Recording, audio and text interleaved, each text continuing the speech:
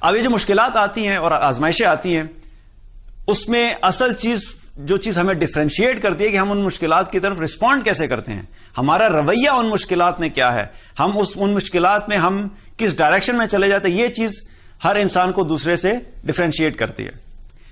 ایک وہ لوگ ہوتے ہیں جو اللہ والے ہیں، نیک ہیں، صالحین ہیں، ان کی زندگی میں مشکلات آتی ہیں۔ ان کی زندگیوں میں جب مشکلات آتی ہیں اور آزمائشیں آتی ہیں تو وہ حقیقت میں ان کے درجات کو بلند کرنے کے لیے آتی ہیں۔ ان کے درجات کو اللہ تعالیٰ بلند کرنا چاہتا ہے اور ان کو آزمانا چاہتا ہے، ان کے درجات بلند ہوتے ہیں اور ان کا قرب اللہ سے اور زیادہ بڑھ جاتا ہے، وہ مشکلات ان کو اللہ سے اور قریب کر دیتی ہیں۔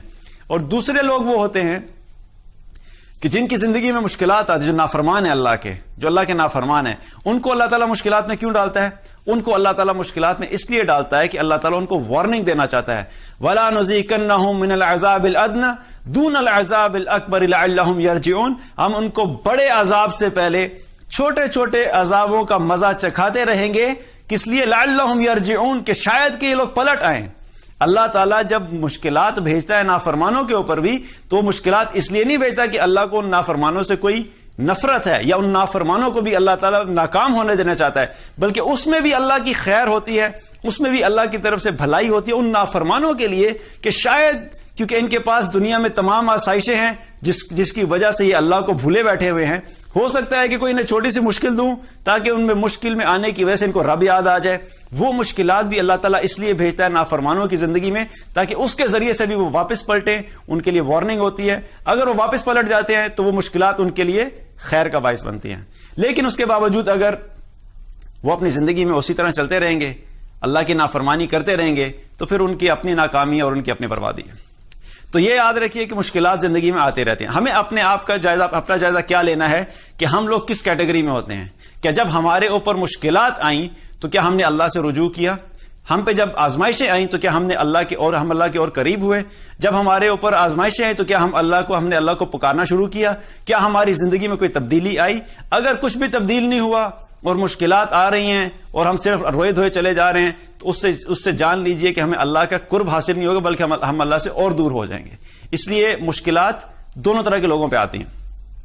اب ایک چیز یہ ہے کہ مشکلات اگر آ جاتی ہیں تو پھر ہم کیا کریں؟ اکثر یہ ہوتا ہے کہ ہم لوگ یہ سوچتے ہیں کہ یار یہ مشکلات جو ہے نا، یہ فلاں لوگوں نے ہمارے خلاف یہ ایک پلان بنایا تھا، اس لیے ہماری زندگی میں مشکلات آ گئی۔ تو جو پلان ہے یہ بھی یاد رکھیے کہ آپ زندگی میں جہاں پر بھی رہیں گے، آپ چاہے اسکول میں ہیں، آپ کالج میں جائیں گے، پھر آپ یونیورسٹی میں چلے جائیں گے، پھر ہو سکتا ہے کہ آپ جابس کریں گے یا بزنس کریں گے، یا زندگی میں ایون فیملیز آپ کی بڑی ہوں گی، آپ کی فیملی ریلیشن شپ بڑے ہوں گے، آپ کا سوشل سرکل بڑا ہوگا۔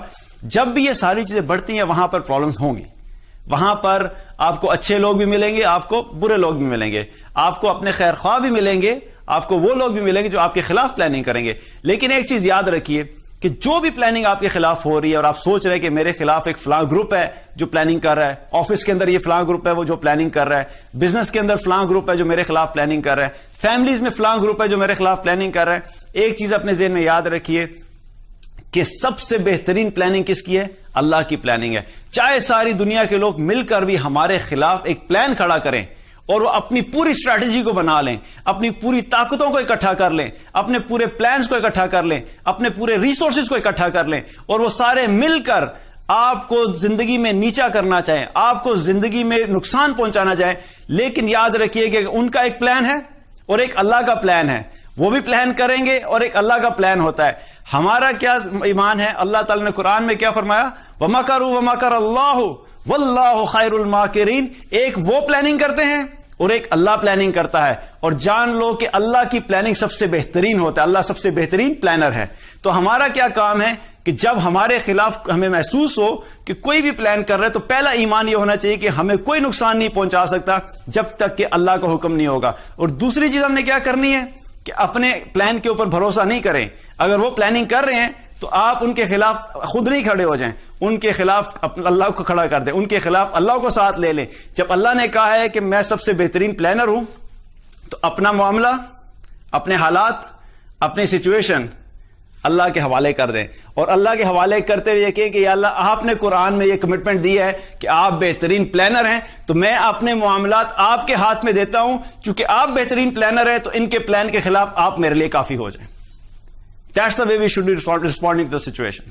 لیکن ہم جب چونکہ خود ہی اپنے پلانز بنانا شروع کر دیتے ہیں, ہم خود بھی کمزور, ہمارے حالات بھی, ہمارے ریسورسز بھی کمزور, ہماری عقل بھی کمزور, تو جب ہمارا پلان کام نہیں ہوتا تو ہم پریشان ہو جاتے ہیں, ہم مزید ڈپریشن میں چلے جاتے ہیں کہ یار میں نے تو بڑی اچھی پلاننگ کی تھی لیکن لگتا ہے ان لوگوں نے زیادہ اچھی پلاننگ کی تھی. فرق کیا تھا کہ ہم نے ان کی پلاننگ کے اگینسٹ اپنی پلاننگ کو لے کے گئے. لیکن اگر کامیاب ہونا چاہتے ہو تو ان کی پلاننگ کے اگینسٹ کسی اور طاقتور پلانر کو لے کے آؤ, اور اللہ بہترین پلانر اور سب سے طاقتور پلانر ہے. اپنے پلانز کو اللہ کے حوالے کر دو اور اللہ پہ توکل کرو اور اللہ پہ بھروسہ کر کے چلتے جاؤ.